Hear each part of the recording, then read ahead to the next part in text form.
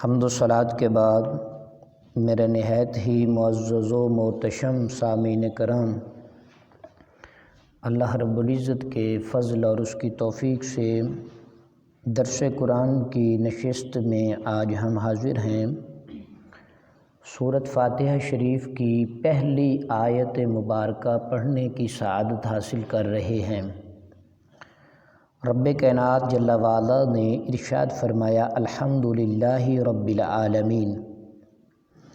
الحمد کا معنی ہے سب خوبیاں، تمام تعریفیں للہ اللہ کے لیے، رب العالمین جو سارے جہان والوں کا مالک ہے، جو تمام جہان والوں کا پالنے والا ہے۔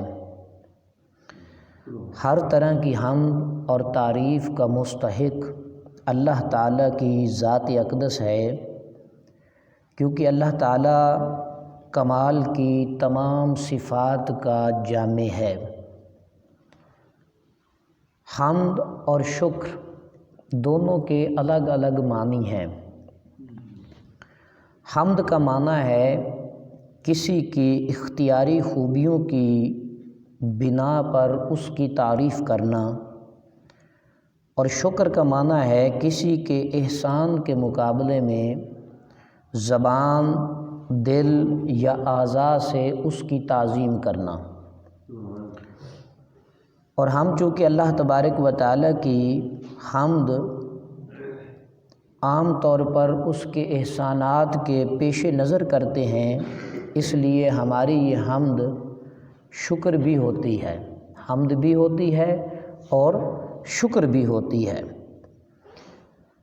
اللہ تعالیٰ کی حمد و ثنا کے فضائل کو نبی اکرم صلی اللہ علیہ وآلہ وسلم نے بیان فرمایا۔ حضرت انس بن مالک رضی اللہ تعالی عنہ سے روایت ہے، نبی اکرم صلی اللہ علیہ وآلہ وسلم نے ارشاد فرمایا، اللہ تعالیٰ بندے کی اس بات سے خوش ہوتا ہے کہ وہ کچھ کھائے تو اللہ تعالیٰ کی حمد بیان کرے، اور کچھ پیے تو اللہ تعالیٰ کی حمد بیان کرے۔ اللہ تبارک و تعالیٰ اس بندے سے راضی ہو جاتا ہے جو بھی بندہ کھانا کھانے لگے تو اللہ کی حمد بیان کرے، اور جب پانی پینے لگے تو اللہ کی حمد بیان کرے، بلکہ ہر لمحے چلتے پھرتے اٹھتے بیٹھتے، کیونکہ اللہ تعالیٰ کے احسانات جو ہیں وہ ہم پر بے شمار ہیں، ان کو گنتی نہیں کیا جا سکتا۔ وَإِن تَعُدُّوا نِعْمَتَ اللَّهِ لَا تُحْصُوهَا، اللہ کے احسانات کا شمار ہم نہیں کر سکتے ہیں۔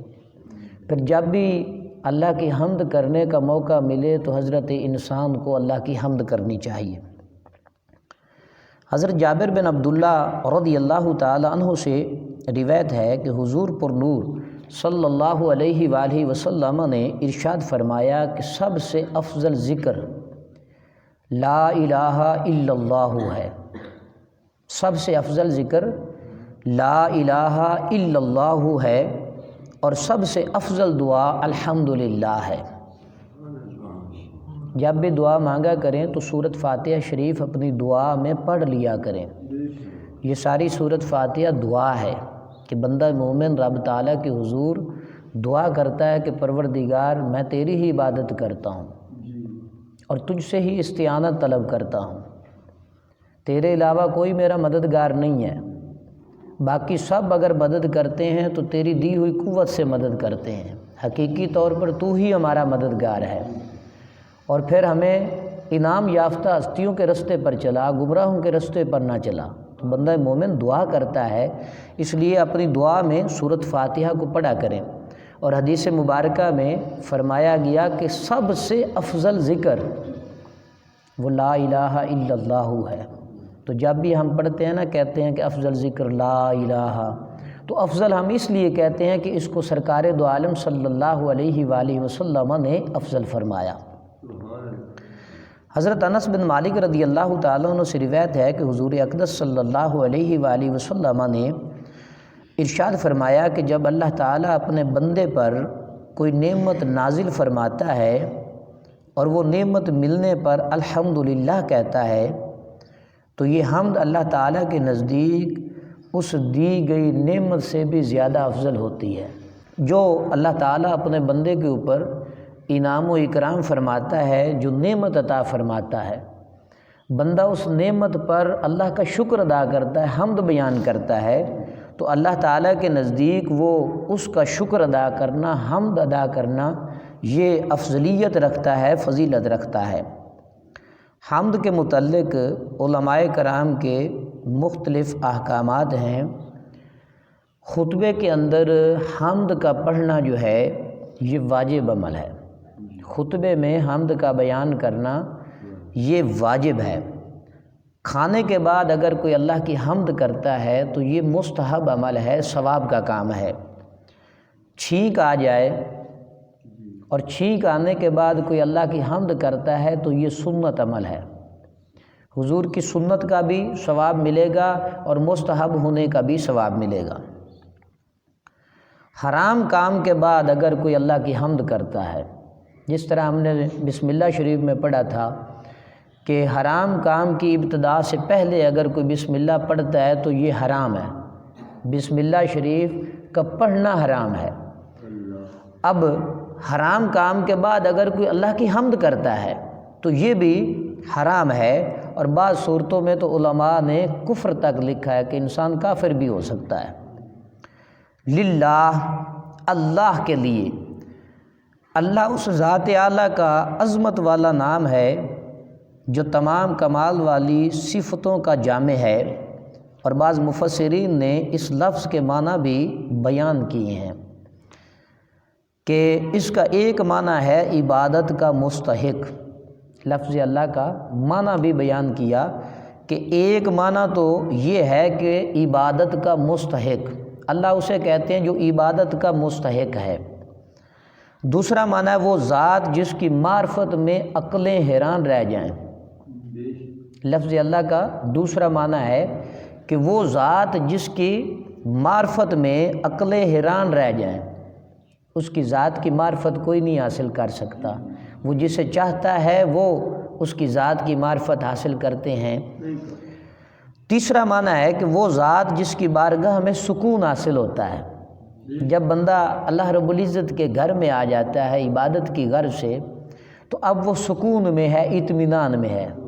اور جس مسجد میں سکون نہ ہو، لوگ شور شرابہ کریں، ایک دوسرے کے ساتھ ہنسی مذاق کریں اور لڑائیاں جھگڑے کریں، دنیا داری کی گفتگو ہو، تو پھر سکون تو نہیں ہے نا۔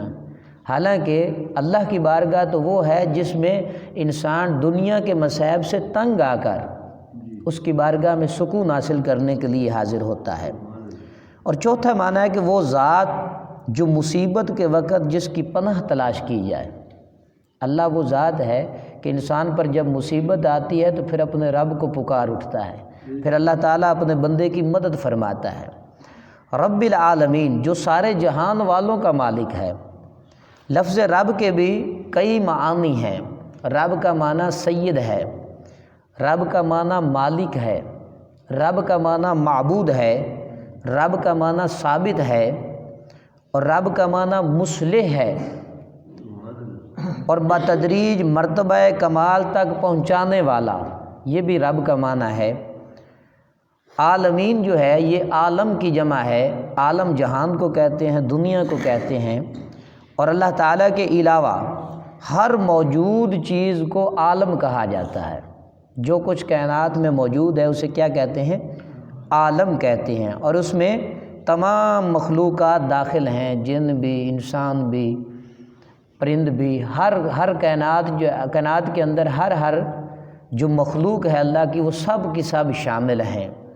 آج ہم نے سورۃ فاتحہ شریف کی پہلی آیت مبارکہ کا ترجمہ اور تفسیر پڑھنے کی سعادت حاصل کی۔ اللہ تعالیٰ مجھے اور آپ کو عمل کی توفیق عطا فرمائے۔